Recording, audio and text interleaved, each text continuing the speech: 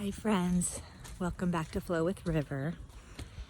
So I would like to continue with my miracle stories that my angels who have protected me through the years. Thank you. This next one, so I'm again going in age order as much as I can recall.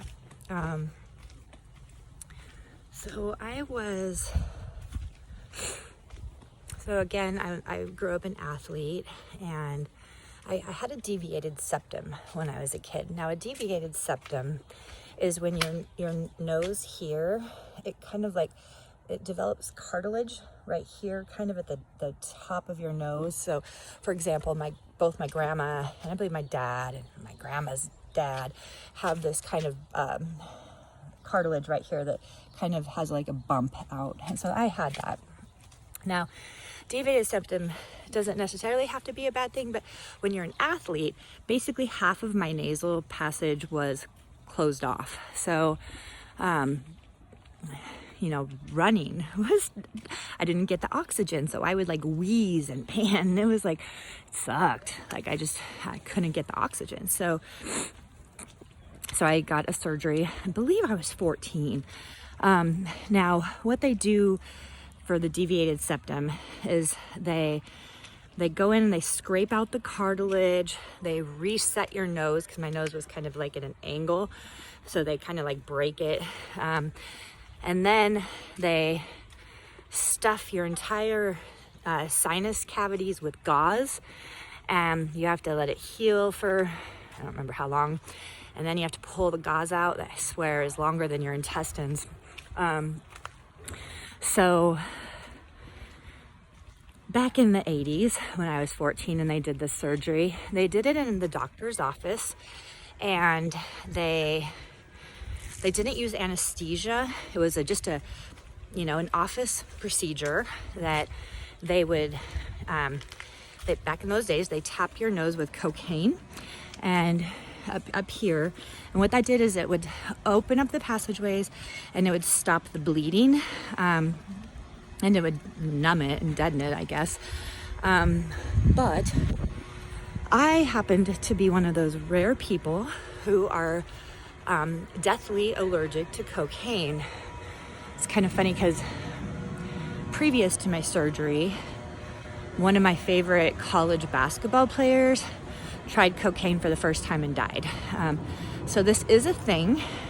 I don't think it's a super common thing, but it is a thing.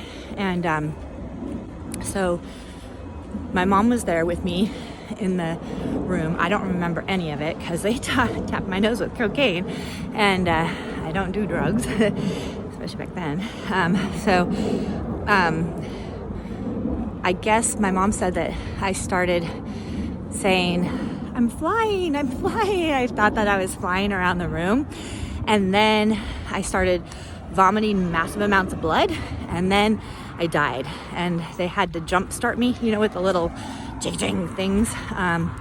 So good to note. Never did try cocaine in my life. And, I've known people that dust a little cocaine on pipes like marijuana. And so I've been super mindful through the years of just like putting it out there, like, don't give me cocaine. I will die if you give me this. So, interesting story. And, let's see, sorry, picked a loud road. But so, after that point, now, because of that, they have to do the surgery with anesthesia in like not a doctor's office. So, so I got the procedure done, and that was my surviving story. I want to tell you just a little bit more about what occurred to me during this procedure. So I had no idea at that time how big your sinus cavities are. I swear they they're huge. You ever wonder why you can get so much snot when you're sick? It's like, how can I have this much up there? Like, where is it coming from? That's why. So I remember having it up there when my dad, I had black eyes. My whole nose was like taped up. I looked like I was a raccoon. Both my eyes were pitch black. And I remember so painful when my dad pulled out the gauze and it kept coming and kept coming and kept coming. It was so freaking gross. So anyway, after that though, I can breathe fully. You may have noticed that my nose, when you watch videos, not in these shadows, but in typical ones, it's bent. And what has happened over the years, so that was 14, 24, 34, 45. So 36 years ago.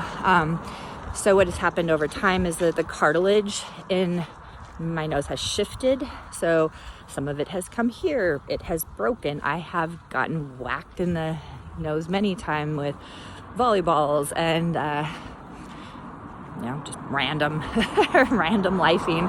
So I love my nose. It's very delightful. I don't get to look at myself this often. I don't spend this much time looking in the mirror, so it's kind of fun to watch back on these videos and be like, oh, my nose is really hangs to the right there.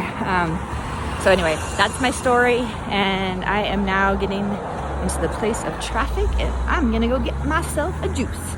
So yay, thanks for listening to my miracle number 2 and a little bit of information on what deviated septum is and what you may be in store for if you are getting this procedure done. Granted, again, this was back in the 80s. So, all right, I'll see you tomorrow. Bye.